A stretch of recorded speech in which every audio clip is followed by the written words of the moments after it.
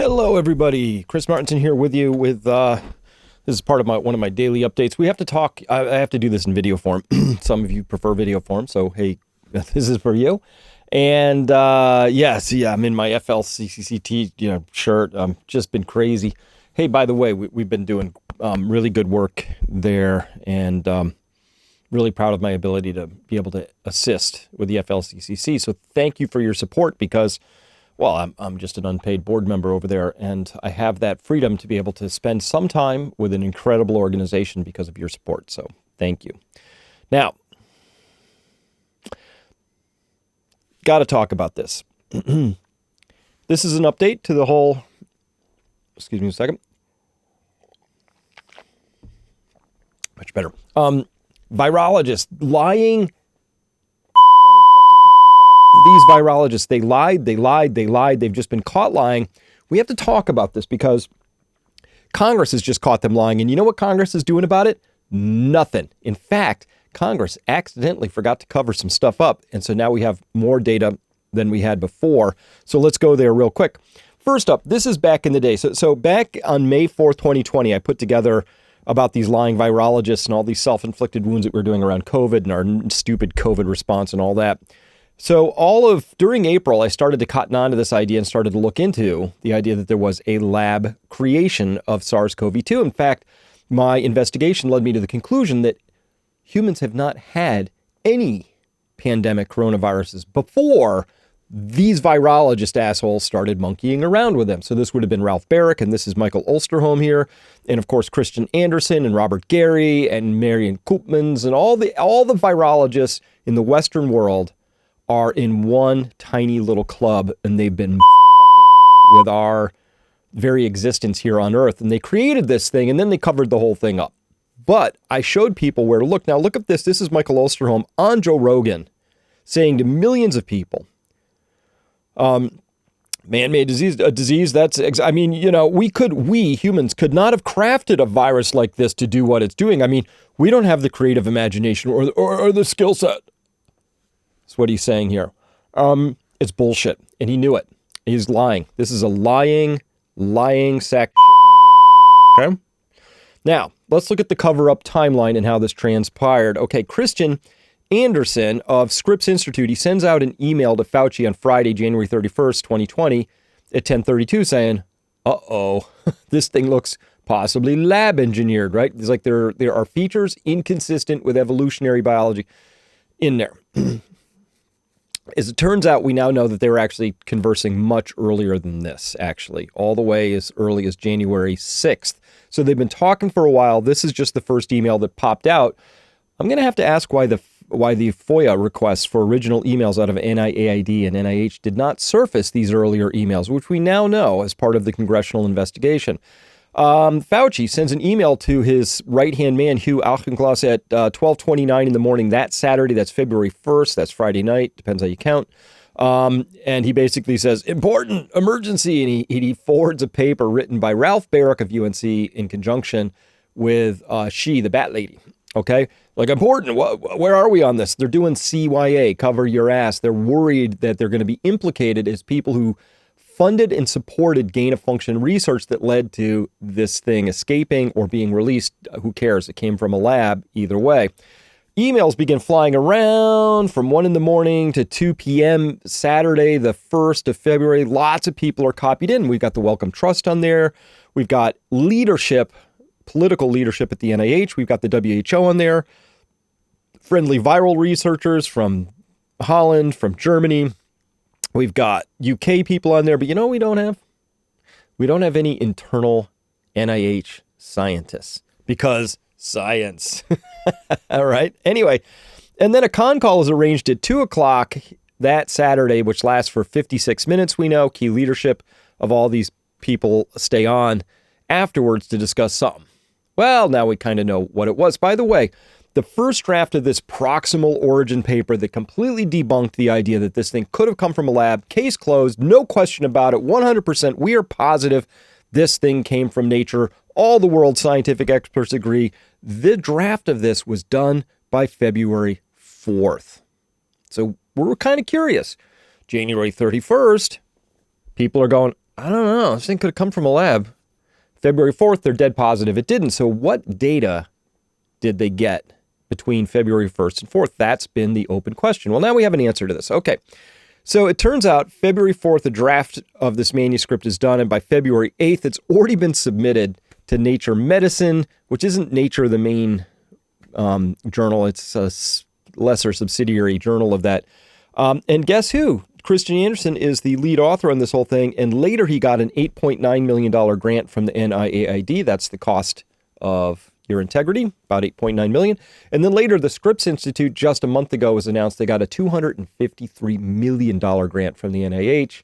That's Eric Topol, who is the boss of Christian Anderson. So that's how all this stuff comes together. They were just worried about their money, their prestige, their power, their egos, their reputations, and they wanted to cover this up. Couldn't be more obvious, right? So let's go there. Now, for a while, they were going, oh, it's pangolins. It was a pangolin had sex with a bat. But unfortunately, no pangolin spike proteins have that PRRA, furin cleavage site. That was the smoking gun. That was what caused me on May 4th, 2020, to say, hey, journalists, take a quick peek. Take a quick peek at that missing PRRA sequence, because that's the smoking gun in this story. All right. Okay. This is what I wrote. Again, this is a slide from that May 4th presentation of 2020, and this is the paper. Christian Anderson, you can see, is the lead author over there. First name, that's the lead author. Who else is on there? Andrew Rambeau, we've got Ian Lipkin, we got Eddie Holmes, and we got Robert Bob Gary. And so this is actually correspondence. It's like a letter to the editor. It's not an actual peer-reviewed paper. And in there, they even note, look, human SARS-CoV-2, the rat TG13, which they were trying very hard to say, maybe this was it. Pangolins they've put in there. Original SARS classic, bat SARS-CoV related. Everything they could do, they hunted hard and long, but they couldn't find that PRRA furin cleavage site in any near or distant relatives, and they still haven't, except for a paper that came out that Eddie Holmes wrote in conjunction with some Chinese people. Here's the grain of salt you need to believe anything that lion sack of shit Eddie Holmes ever says, or any of these people. Like, they are, like, I will not even trust their raw data, let alone what they conclude from this stuff. These people are up to their eyeballs in just scurrying to cover their asses. Like, this is, having these people conduct the investigations is the stupidest thing you could do if you wanted the truth. Okay. So, and again, here's a whole long list of various and related and distant related coronaviruses. None of them have that dang PRRA cleavage site in there. So, Francisco de Assis on Twitter just yesterday came out with, a couple days ago, just came out and looked through this PDF that Congress released. Oops, Congress forgot a vital cover-up step. They blanked out a bunch of pages, but they used a feature that you could go back in PDF editor and remove the feature. So, whoops, we can see all of these things now. And look at this, page 4. There's all kinds of emails in here. We have Slack communications. We have everything, folks. We got these people dead to rights. So check this out. On February 2nd, remember, somewhere between January 31st and February 4th, we went from, features inconsistent with evolution to, we're certain this only could have come from nature, and anybody who thinks otherwise is a crackpot conspiracy theorist. So this is Anderson. I know it's a little blurry, but this is from a Slack communication, again, from the Congress record PDF that they forgot to hide. Here he's talking with Andrew Rambeau and going back and forth. And Christian Anderson right there on February 2nd says, the main issue is that accidental escape is in fact highly likely. That's in that second piece down, that first paragraph that Christian writes there. That's the problem they have. So they're working hard, like, what do we do about this? In fact, accidental escape is in fact highly likely. That's what they're saying to themselves. These are private communications. I bet they thought these would never see the light of day. Of course not. More damning stuff down there, but let me skip past that for the moment. So here we are on February 8th, okay? Christian Anderson privately is writing to Ron Fouchier's question, passage of SARS-like coronaviruses have been ongoing for several years. Passaging, serial passaging. You do this in cell culture. You do it in whole animals, humanized mice. This is one of the main mechanisms that I said was the most likely mechanism. Without knowing that this was actually going on at the time, now we know. I mean, I kind of knew because we had the grant proposals that said, hey, we're going to do this. So I'm that guy. Somebody says, hey, let's do this.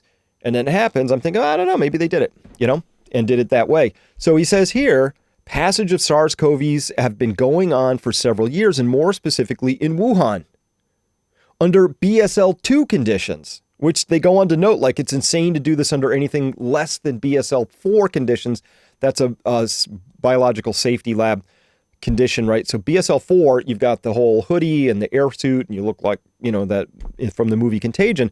But in front of Congress just a couple days ago, lying sack of shit Christian Anderson is on record as saying that he thought doing this kind of research under BSL-2, which is what they actually were doing in Wuhan, was fine. Not ideal, but fine. Here he is on February 8th saying it's totally not fine. Now, Congress has this data in their hands. They're hiding it, and they didn't press him on that. And even though it looked like there was fierce opposition to pressing him on this from some Republicans, right? As if it was a political football, right? No, this is humans, crimes against humanity, breaking laws, lying under oath. There's lots of things you could seize onto, and Congress has this information in the hand, which says, specifically, Christian Anderson's writing on February 8th, 2020, in Wuhan, under BSL-2 conditions, the fact that Wuhan became the epicenter of the ongoing epidemic caused by this novel coronavirus, which hadn't been named yet by this time, so it's not COVID, it's nCoV, is likely an unfortunate coincidence, but it raises questions that would be wrong to dismiss out of hand. So can't dismiss it out of hand. Natural, lab leak, lab created. Can't dismiss it out of hand. Our main work over the last couple of weeks, so they've been doing this prior to even January 31st, has been focused on trying to disprove any type of lab theory. But we're at a crossroads where the scientific evidence isn't conclusive enough to say that we have high confidence in any of the three main theories being considered. Natural origin, lab creation with accidental release, lab creation, bioweapon, intentional release. Those are the three main theories. So, like Eddie and I believe Bob, Andrew, everybody on this email as well, I'm very hopeful that the viruses from pangolins will help provide the missing pieces. So they still don't even know if pangolins should be in the mix. By the way, totally disproven. Pangolins had nothing to do with this. They're totally innocent, right?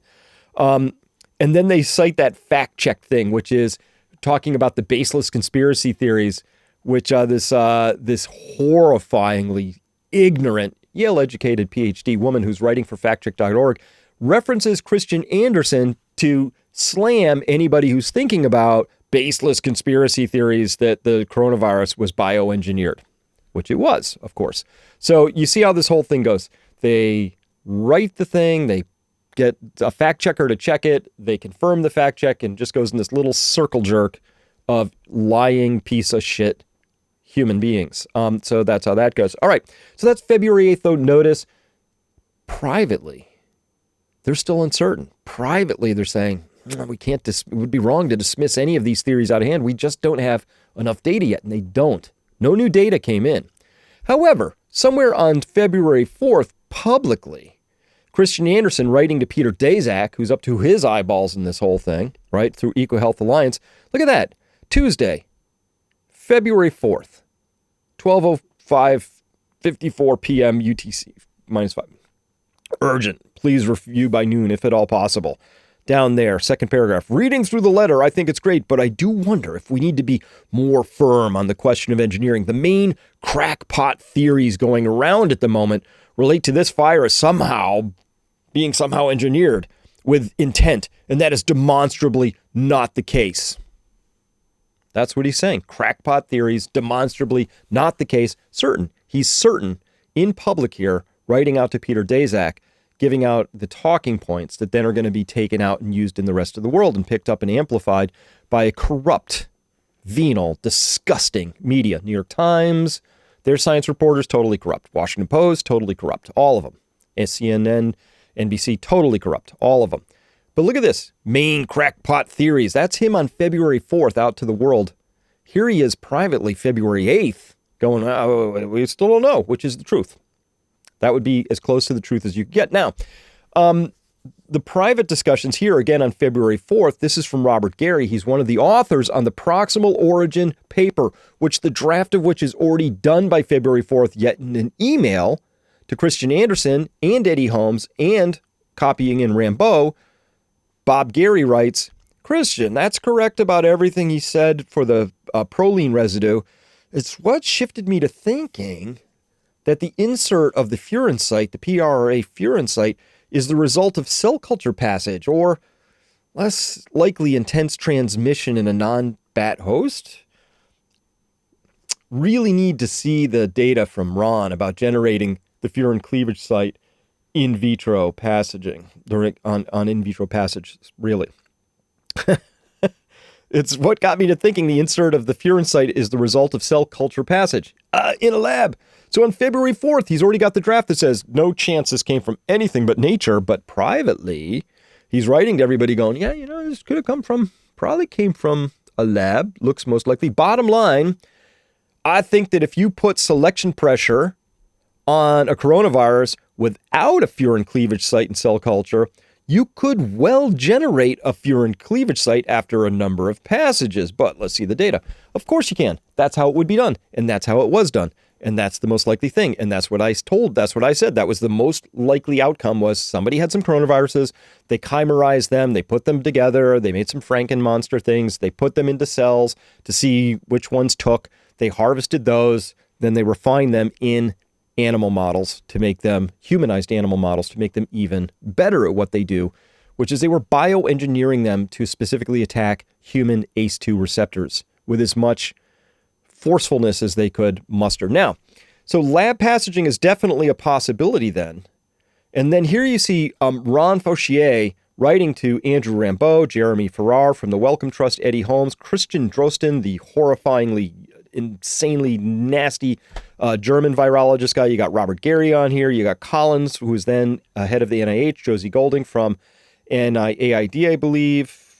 Josie Golding? No, Wellcome Trust, again, working for Jeremy Farrar, I'm pretty sure. And then Marion Koopmans and Mike Ferguson, Marion being the Dutch virologist, and Mike Ferguson also, I believe, working for Jeremy Farrar at the Wellcome Trust. So no U.S., no FBI in there, no NSA, no DOD, no NIH scientists, just a bunch of virologists who all play with each other under the table. R.A.M. Fauchier, Ron writes here, I do not understand Andrew's comment. The sequence data clearly and unambiguously rules out any form of lab construct or engineering of the virus. Molecular biologists like myself can generate perfect copies of viruses without leaving a trace. For example, the BAM H1 restriction site. The arguments for and against passaging and engineering are the same, if you ask me. Again, February 8th. So remember what they came out was like, oh no, we couldn't possibly, remember where I started with? Oh, no, that's it. We could not have crafted a virus like this. We couldn't have, says the leading virus expert in the United States to 14,474,712 people, at least on YouTube, through the Joe Rogan Experience. Oh, we couldn't do this. Of course we can do this, you knucklehead. And everybody knows that, you lying sack of shit. Jesus Christ. Sorry. Should not take the Lord's name in vain. Sorry about that. But it just gets me really worked up. It's so obviously bad, terrible stuff. Now, remember this, the body language at the time? Pandemic. What we're alleging is that gain-of-function research was going on in that lab, and NIH funded it. That is you can't not get away from it. It meets your definition, and you are obfuscating the truth. I'm not obfuscating the truth. You are the one. I'm not obfuscating the truth. You are the one. I'm not obfuscating the truth. You are the one. All right.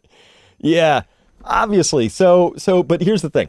Listen, we can chase this down. I got tons of other data around all of this. Very clear that this thing was engineered in a lab. Very clear that lab was probably the Wuhan Institute of Virology, although it could have been the corresponding lab that's over there in Wuhan as well, the equivalent of the CDC the Virology Institute, or whatever they call it, also in Wuhan. Could have been that. Doesn't matter. But they didn't do it all on their own. They got lots of help from U.S. with money, expertise. Ralph Barrick's involved. All these virologists are involved. And every single one of them wanted to cover up this colossal error that they made simply so that they wouldn't lose funding.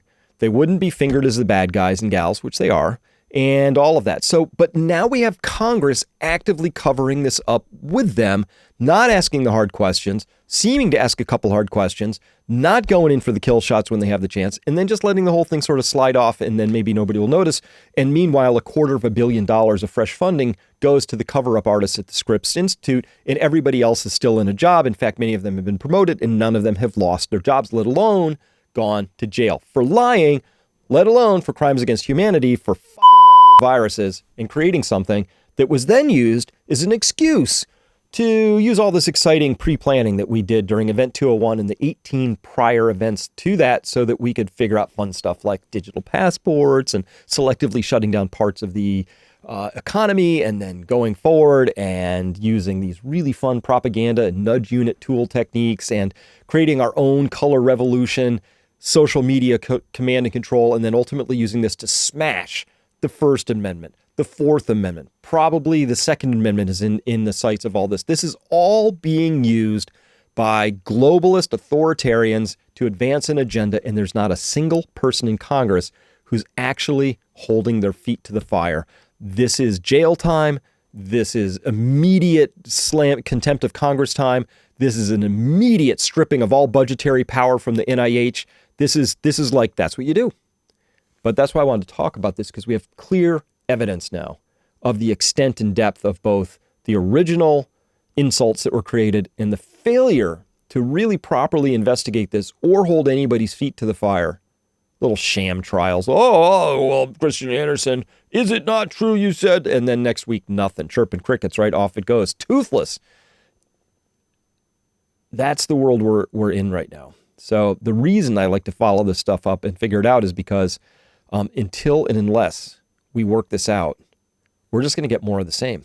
It's going to be another pandemic released. It's going to be mysterious. Years later, we'll unravel that, of course, it must have come from some lab at Fort Detrick or Lyon, France, or out of a biolab in some crazy third world country. You would say, why would you ever put a biolab in Ukraine? That's a stupid thing.